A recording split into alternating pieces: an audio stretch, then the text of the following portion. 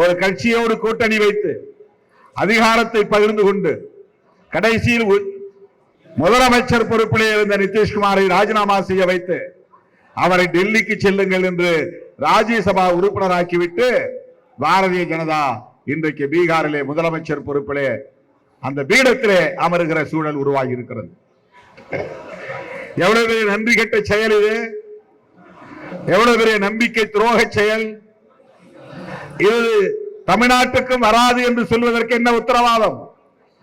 ஒருவேளை அதிமுகவுக்கு வாக்களித்து அதிமுக ஆட்சியை கைப்பற்றி எடப்பாடி பழனிசாமி முதலமைச்சரானால் அந்த நாற்காலியை அவரால் தொடர்ந்து அமர்ந்திருக்க முடியுமா என்கிற கேள்வி எழுகிறது. எடப்பாடிக்கும் நிதிஷ்குமாருக்கு நேர்ந்த கதி நடக்காது என்பதற்கு என்ன உத்தரவாதம்? இதைத்தான் 2 வருடங்களாக நான் தலையில் அடித்துக் கொண்டு சொன்னேன். ஆனால் எடப்பாடி அவர்களே, எச்சரிக்கையாக இருங்கள். எம்ஜிஆரும் ஜெயலலிதாவும் கட்டி காப்பாற்றிய திராவிட இயக்கமான அதிமுகவை கரையை விட்டு விடாதீர்கள், காப்பாற்றுங்கள். நீங்கள் தனித்து நின்றாலேயே அதிமுகவின் வாக்கு வங்கி உங்களுக்கு மிகப்பெரிய அளவிலே கை கொடுக்கும். ஜெயலலிதா அம்மையார் இல்லாமலேயே நீங்கள் 65 இடங்களுக்கு மேலாக வெற்றி பெற்றிருக்கிறீர்கள். அந்த அளவுக்கு அந்த வாக்கு வங்கி உங்களுக்கு கட்டுக்கோப்பாக இருக்கிறது. பாஜகவோடு சேர வேண்டாம் என்று எவ்வளவோ சொன்னேன். ஆனால் இன்றைக்கு என்ன நிலை? இதையெல்லாம் முன்னுணர்ந்த ஒரு இயக்கம் தான் விடுதலை சிறுத்தைகள் கட்சி.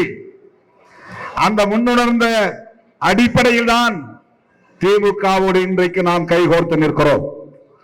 அந்த கூட்டணியை உருவாக்கியதில் நமக்கும் ஒரு பங்கு உண்டு. அந்த கூட்டணியை வெற்றி பெற செய்வதில் நமக்கும் ஒரு பொறுப்பு உண்டு. நமக்கு என்ன லாபம் என்ற கணக்கு முக்கியம் இல்லை. நம்முடைய மாநிலத்திற்கு எது பாதுகாப்பு? நாம் பேசுகிற சமூக நீதி அரசியலுக்கு எது பாதுகாப்பு?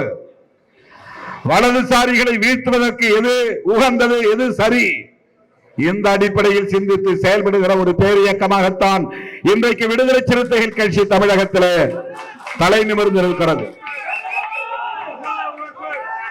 இஸ்லாமியர்கள் உள்ளிட்ட சிறுபான்மை மக்களின் ஜனநாயக உரிமைகளை பாதுகாப்பதிலே அக்கறை கொண்ட ஒரு இயக்கமாக இந்த இயக்கம் விளங்குகிறது.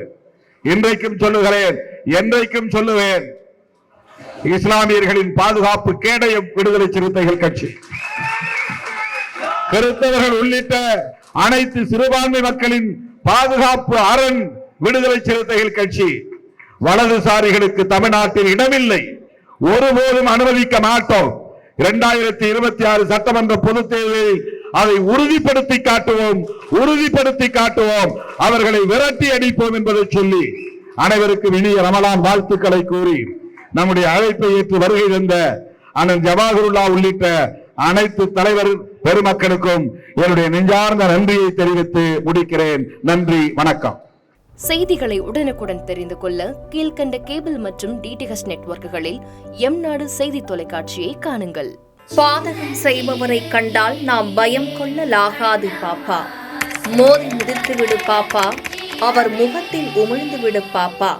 அண்மை செய்திகளை உடனுக்குடன் தெரிந்து கொள்ள இணைந்திருங்கள் எம்நாடு தொலைக்காட்சியுடன்.